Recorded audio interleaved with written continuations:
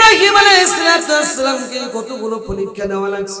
নমরুদ তাকে আগুনের অগ্নিকুণ্ড তৈরি করে আগুনের মধ্যে ফেলে দিল। শুধু তাই নয়, ইব্রাহিম আলাইহিস সালাম 82 থেকে 86 বছর যখন হয়ে গেল, বিয়ে করেছে, সন্তান হয় না, নিঃসন্তান। আল্লাহর কাছে দোয়া করলেন, রব্বি হাবলি মিনাস সলিহিন, আল্লাহ পাক আমাকে একটা নেককার সন্তান তুমি দান করো। আল্লাহ পাক ইব্রাহিম আলাইহিস সালামের দোয়া আল্লাহ পাক কবুল করে নিলেন। সাথে সাথে আল্লাহ পাক সুসংবাদ জানিয়ে দিয়েছেন, ফাবাশশারনাহু বিগুলামিন হালিম। ইব্রাহিম, আমি তোমাকে, যেহেতু আমার কাছে নেককার সন্তান চেয়েছো, আমি তোমাকে ভদ্র, একেবারে শরীফ, সুন্দর, নেককার একটি সন্তান তোমাকে আমি উপহার দিলাম, সুসংবাদ দিলাম। সুবহানাল্লাহ। এই আয়াত থেকে শিক্ষা হলো, আমাদের যাদের সন্তান নাই, সন্তান চাইতে হবে কার কাছে? স্বয়ং ইব্রাহিম আলাইহিস সালাম সন্তান চাইলেন কার কাছে? আল্লাহর কাছে।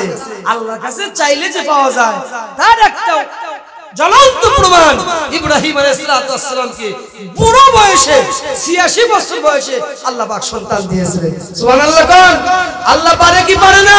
আল্লাহ পারে কি পারে না? সে আল্লাহ এখনো আছে না নাই? আল্লাহ আছে, অথচ আমরা আল্লাহর কাছে সন্তান চাই না। আমরা যাই অমুকের কাছে, তমুকের কাছে। কথা বলেন ঠিক না? আলোচনা করে আসতে মজা পাইতেছি না, আপনারা মনে অন্য গ্রহের মানুষ, আপনারা বোঝা যাচ্ছে। বন্ধু মুসলমান আমার ভাইরা, ইব্রাহিম আলাইহিস সালামকে সন্তান দিলেন আল্লাহ পাক।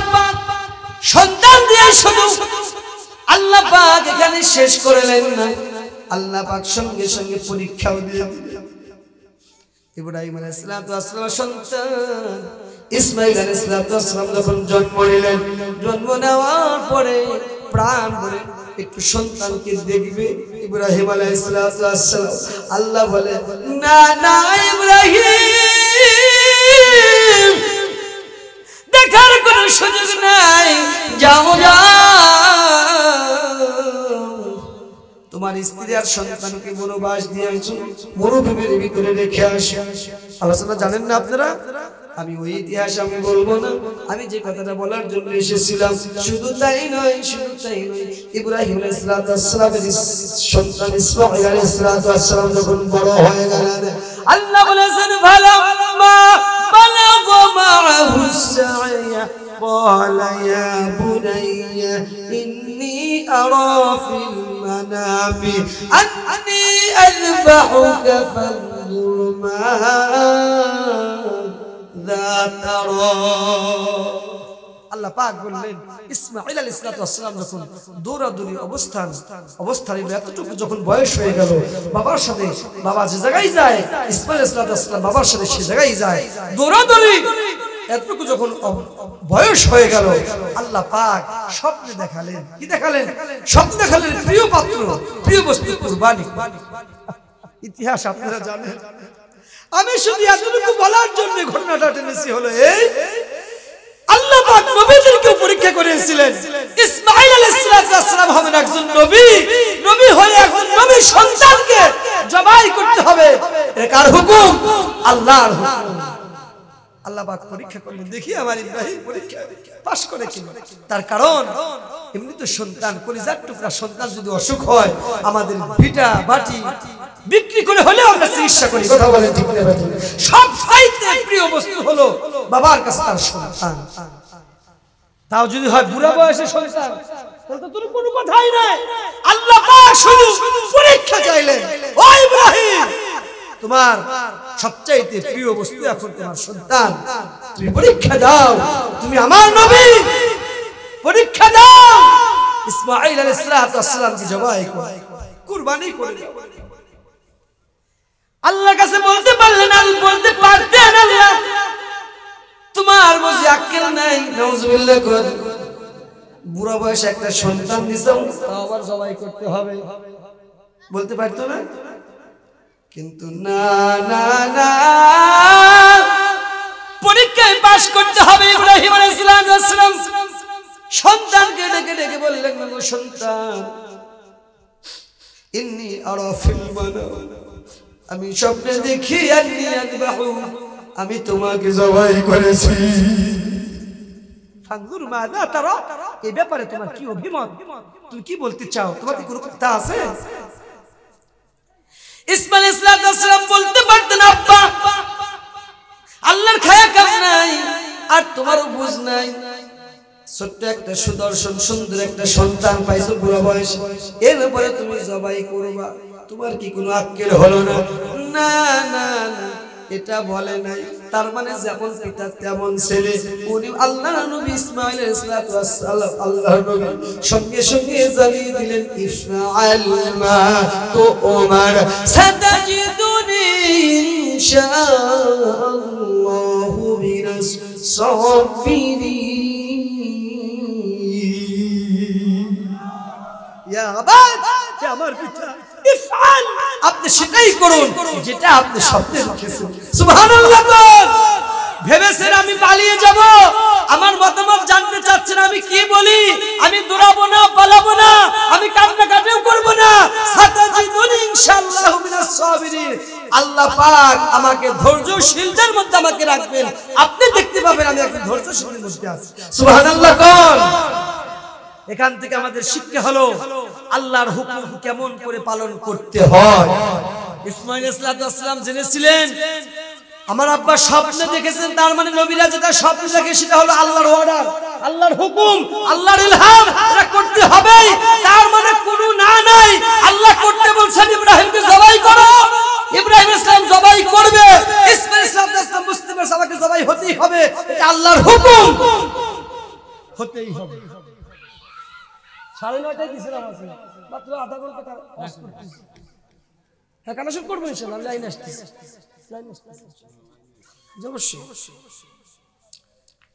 বন্ধু মুসলমান আমার ভাইরা, এখান থেকে একটা শিক্ষা হলো আল্লাহর হুকুম পালন করতে হলে কোনো অজুহাত দেখানো যাবে। কথা কি বুঝছেন? আমরা যদি নামাজের কথা, হুজুররা দেখ নামাজের কোনো খবর নাই, এটা ওটা অজুহাত, কথা বলেন ঠিক না ভাই? ঠিক। মিছিল মিটিং এ ডাকলে তো কোনো কথাই নেই, কথা বলেন ঠিক না ভাই? ঠিক। আমার ভাইরা, আমার বন্ধুগণ, আমার আল্লাহ পাক, তাহলে এখান থেকে বোঝা গেল অবশ্যই আল্লাহ পাক আমাদেরকে পরীক্ষা করবেন। এই পরীক্ষা যখন আসবে, বিপদ যখন আসবে, দুর্ভিক্ষ যখন আসবে, আল্লাহ রাব্বুল আলামিন একটা দোয়া শিখিয়ে দিয়েছেন, আমার বান্দারা এই পরীক্ষায় পাস করার জন্য যদি একটা দোয়া শিখে, আল্লাহ পাক দোয়া শিখিয়ে দিয়েছেন, পরীক্ষা যখন এসেই যাবে তুমি তখন কি করবা? আল্লাহ পাক আয়াতের পরের অংশে বলেছেন, আল্লাযীনা ইযা আসাবাতহুম মুসিবাতুন ক্বালু ইন্না লিল্লাহি ওয়া ইন্না ইলাইহি রাজিউন।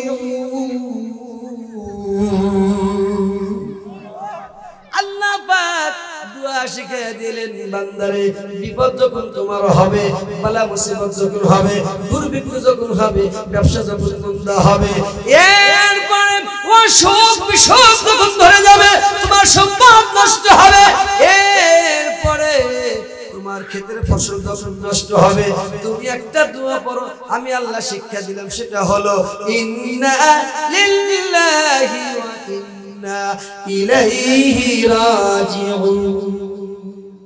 এই দোয়াটা শুধু আমরা মানুষ মরলে করি, কথা বলে, মানুষ মৃত্যুবরণ করলে শুধু এই দোয়াটা পড়ি, অথচ তা নয়, এটা মানুষ করার দোয়া না, মানুষ মরলে যেটা পড়তে হবে তা নয়, এটা আপনি রাস্তা দিয়ে হাঁটতেছেন, উচক খাবেন, এই দোয়াটা পড়বেন। আপনার ছেলে অসুস্থ, এই দোয়া পড়ুন, অ্যাক্সিডেন্ট হয়েছে, এই দোয়া পড়ুন, যে কোনো বিপদ আপদে আল্লাহ পাক এই দোয়াটা পড়তে বললেন। আমরা আল্লাহর জন্য আল্লাহর কাছে ফিরে যাব, আল্লাহ তাআলা সন্তুষ্টি হবেন। সুবহানাল্লাহ। আল্লাহ পাক আরেকটা দোয়া শিক্ষা দিলেন, ও বান্দারে বিপদ যখন পড়বে আমি আল্লাহর কাছে সাহায্য চাইবে, আমি আল্লাহর কাছে সাহায্য চাইবে কিভাবে? আল্লাহ তাআলা এটা দুটো মাধ্যম আল্লাহ তাআলা জানিয়ে দিয়েছেন।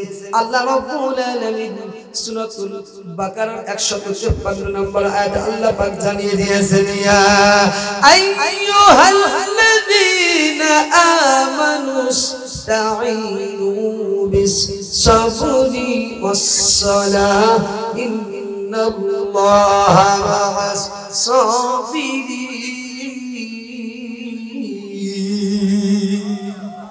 আল্লাহ পাক বলেছেন বান্দারে বিপদ যখন এসে যাবে, বালা মুসিবত যখন এসে যাবে, আমি আল্লাহর কাছে সাহায্য চাও।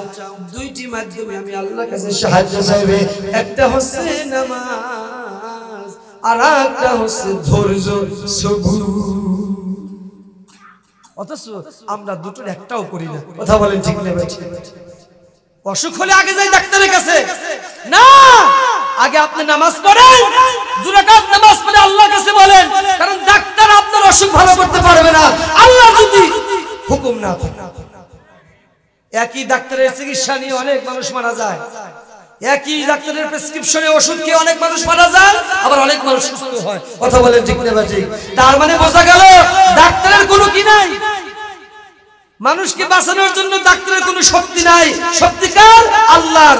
আল্লাহ তাআলা ডাক্তারের কাছে যাওয়ার জন্য অনুমতি সুন্নাত হিসেবে অনুমতি দিয়েছেন, কিন্তু আল্লাহর যদি হুকুম না থাকে আপনি বাঁচতে পারবেন? অতএব আগে আল্লাহর কাছে সাহায্য চাইতে হবে, যে আল্লাহ আমাকে রক্ষা করো। এই সাহায্য চাইতে হবে কিভাবে? নামাজের মাধ্যমে। অথচ আমরা নামাজের মাধ্যমে সাহায্য চাই না, আমরা শুধু দৌড়াই কবিরাজের বাড়িতে, দরবারে, মাজারে গিয়া আমরা চাই। কথা বলেন ঠিক না ভাই? শুধু মাজারে চাই না, এরকমও কথা বলে, কি বলে? কেউ ফেরে না খালি হাতে, বাবারে তোর দরবারে। আছে না নাই? কত বড় শিরকের কথা!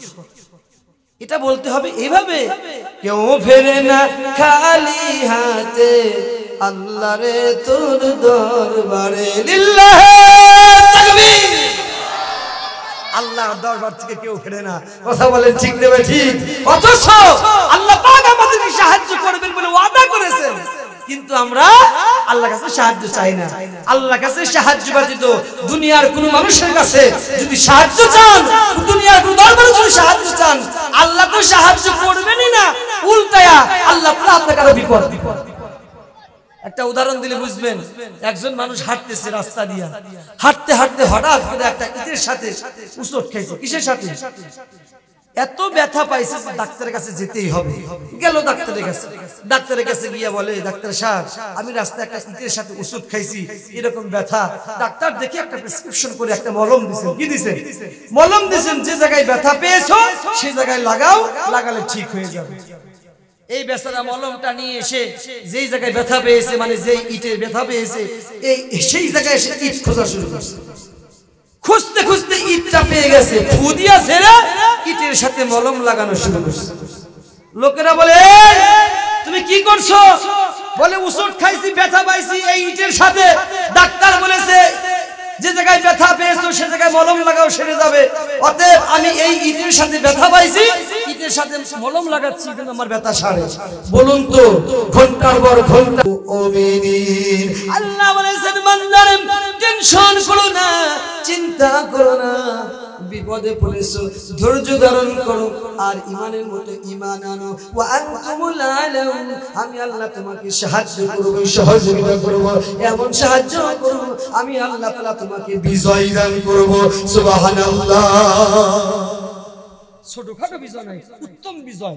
ওয়া আনতুমুল আলাউন ইসমে তাফজিলের সিগা, সর্বোচ্চ বিজয় দান করব। সুবহানাল্লাহ। আল্লাহ কেন বিজয় দান করবেন? আল্লাহ নিজে বলেছেন, ওয়া কানা হাক্কান আলাইনা নাসরুল মুমিনিন। তার কারণ আমি আল্লাহ মুমিন বান্দাদের জন্য সাহায্য করা আমি আল্লাহ ওয়াজিব হয়ে যায়, দায়িত্ব হয়ে যায়। সুবহানাল্লাহ। আল্লাহ পাক বলেছেন সাহায্য। আল্লাহ কি সাহায্য নাই? আল্লাহ সাহায্য করেন না? করেন না? আল্লাহ কত বিপদ থেকে আমাদেরকে সাহায্য করেন। বন্ধু মুসলমান ভাইরা, আল্লাহ পাক যুগে যুগে সাহায্য করেছিলেন। ছোট্ট একটা ঘটনা মনে পড়ে গেছে, 2-1 মিনিট লাগবে। হযরত নবী সাহাবী সাদ বিন আবি ওয়াক্কাস রাদিয়াল্লাহু তাআলা বিজয়ের উদ্দেশ্যে ৬০,০০০ সৈন্যবাহিনী রওনা হলেন। যাইতে যাইতে মাঝখানে টাইগ্রিস নদী বেজে গেল। বিশাল একটা নদী, বড় একটা নদী, টাইগ্রিস নদী। নাম হলো টাইগ্রিস। আফ্রিকার জঙ্গলের প্রায় সামনে সামনে অবস্থায় বন্ধু মুসলমান ভাইরা, সাদ নামে একটা সেনাপতি সামনে গিয়ে দেখেন বিশাল নদী। নদী পার হওয়ার মতো কোনো লঞ্চ নাই, স্টিমার নাই, কোনো কিছু নাই, যন্ত্রপাতি কিছুই নাই। কিভাবে পার হবে? আশ্চর্য হয়ে গেলেন। এইবার সাদ নামে একটা সেনাপতি ৬০,০০০ সৈন্যবাহিনীকে ডেকে বলে, ও আল্লাহর নবীর সাহাবীরা, ও নবীর সৈনিকেরা, সামনে নদী, বিশাল নদী, পার হওয়ার মতো কিছু নাই। তোমরা কি আল্লাহর কালেমা উড়াবার জন্য তোমরা কি এপারে থেকে যাবা, নাকি নদী পার দিয়ে ওপারে গিয়ে আল্লাহর কালেমা পথ করে উড়াবা? কোনটা বলো? সাদ বিন আবি ওয়াক্কাস বলার সঙ্গে সঙ্গে ৬০,০০০ সৈন্যবাহিনী এক কণ্ঠে এক আওয়াজে বলে উঠলো, ও ঘোষণাপতি, না না না, আমরা এপারে থাকতে চাই না। আল্লাহ নবীর কালেমা উড়াবার জন্য আমরা নদীর ওপারে চলে যেতে চাই। সুবহানাল্লাহ। সাদ বিন আবি ওয়াক্কাস দেখে দেখে বলে, ও নবীর সাহাবীরা, এই যে দেখো সামনে নদী ভেসে গেছে, কিন্তু পার হওয়ার মতো কোনো কিছুই নাই, নৌকা নাই, লঞ্চ, স্টিমার কিছুই নাই। ওপারে যদি যেতেই হয় তোমাকে ঝাঁপ দিতে হবে। কি করতে হবে? ঝাঁপ দিতে হবে। বলার সঙ্গে সঙ্গে ৬০,০০০ সৈন্য এক বাক্যে বলে উঠলেন, ও সেনাপতি, আমরা নদীতে ঝাঁপ দিতে রাজি আছি। আল্লাহু আকবার বল।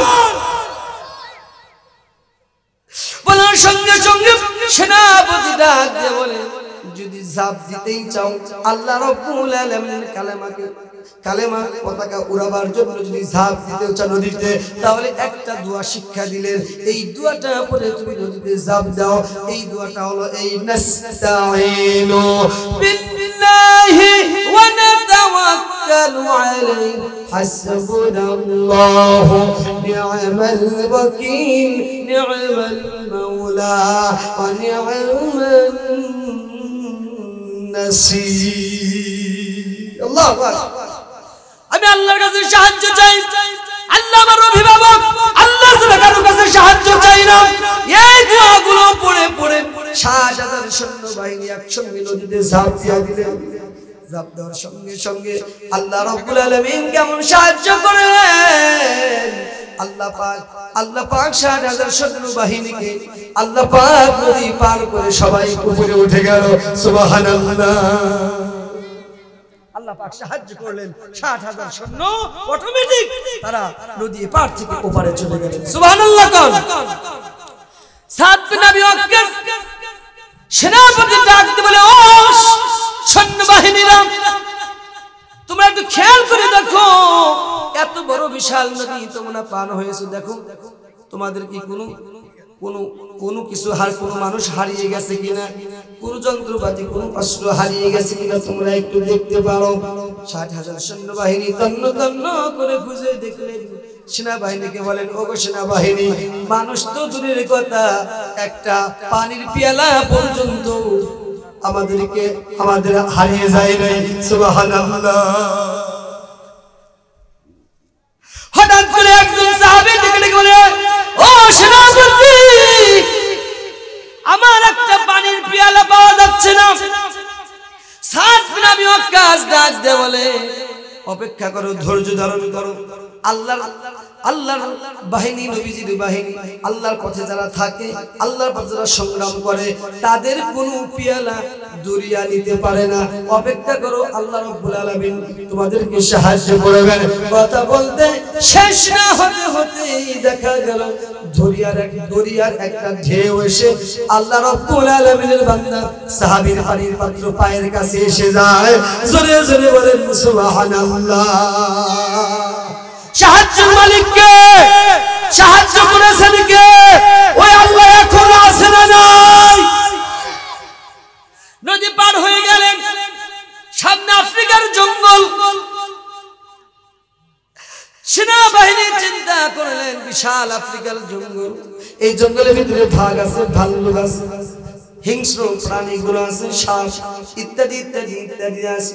এখন যদি আমরা এই জঙ্গল পার দিতে অথবা জঙ্গলে অবস্থান করি, আমাদেরকে হিংস্র প্রাণীগুলো আমাদের ঘায়েল করতে পারে, খেতে পারে, আমাদেরকে শেষ করে দিতে পারে।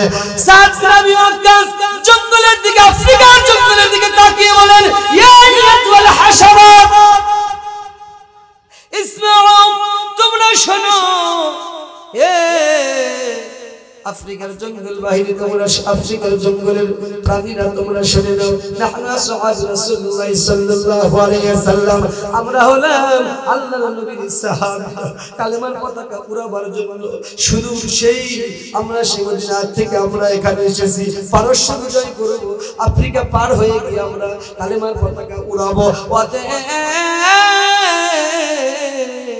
আমাদেরকে এখানে অবস্থান করতে হবে জঙ্গলের ভিতরে। ও আফ্রিকার হিংস্র প্রাণীরা, তোমরা আল্লাহ নবীর সাহাবীদের জন্য একটু জায়গা আলাদা করে দাও, তোমরা সবাই এখান থেকে দূরে সরে যাও।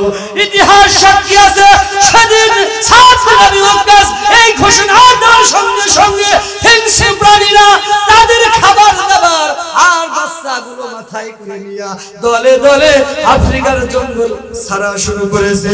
সুবহানাল্লাহ। সাহায্য করেছেন কে? সে আল্লাহ এখন আছে না নাই? বিপদে পড়লে আপদে পড়লে সাহায্য করবেন কে? সে আল্লাহ, আমাদের তো আল্লাহ, সে আল্লাহ এখনো আছে। আমরা যদি বিপদে পড়ি, আল্লাহকে আমাদের সাহায্য করবেন না? বলেন সাহায্য করবেন না? তাহলে সাহায্য চাইতে হবে কার কাছে? কার কাছে? আল্লাহর কাছে সাহায্য চাইতে হবে। আপনি যদি হাজারো বিপদ আসার পরে যদি ধৈর্য ধারণ করতে পারেন, আল্লাহ পাক আপনাকে একটা পুরস্কার দিবেন। কি পুরস্কার দিবেন? এই পুরস্কার কথা শোনার দরকার আছে না নাই? একটা আয়াত বলে আমি আলোচনা শেষ করব। আয়াতটা হলো এই সূরা হামিদ শেষটা। আল্লাহ বলেছেন, ইন্নাল্লাযীনা ক্বালু রাব্বুনাল্লাহু থুম্মা ইসতাকামু তাতানাজ্জালু আলাইহিমুল মালায়েকা আল্লা তাখাফু ওয়া লা তাহজানু ওয়া আবশিরু বিল জান্নাতিল্লাতী কুনতুম তুআদুন। আল্লাহু আকবার। আল্লাহ বলেন, ইন্নাল্লাযীনা ক্বালু রাব্বুনাল্লাহ, যারা বলবে আমার রব আল্লাহ, আল্লাহর প্রতি যারা ঈমান আনবে, তাওহীদ রিসালাত একত্ববাদের প্রতি যারা ঈমান আনবে, উলুহিয়্যাত রুবুবিয়্যাতের প্রতি যারা ঈমান আনবে, ঈমান আনার পরে যারা ধৈর্য ধারণ করবে, সীসা ডালা পাশের মতো যারা অটল থাকবে, তারা কোনো মামলা হামলার ভয় পাবে না, জেল জুলুমের ভয় পাবে না, ঈমান হারা হবে না। যদি তারা ধৈর্য ধারণ করতে পারে, আল্লাহ পাক এই আয়াতে কয়েকটি পুরস্কারের কথা বলেছেন। কি কি পুরস্কার, এটা আমাদের শোনার দরকার আছে না? না, শুনতেই হবে। আল্লাহর উপরে ঈমান আনার পরে, বিপদে আসার পরে যদি আমি ধৈর্য ধারণ করতে পারি, আল্লাহ দুনিয়াতে কবরে আখিরাতে কয়েকটি পুরস্কার দিবেন। এটা না শুনে আমরা যাব না? কে কে দুই হাত তুলে দেখাবেন? সবাই থাকবেন তো ইনশাআল্লাহ।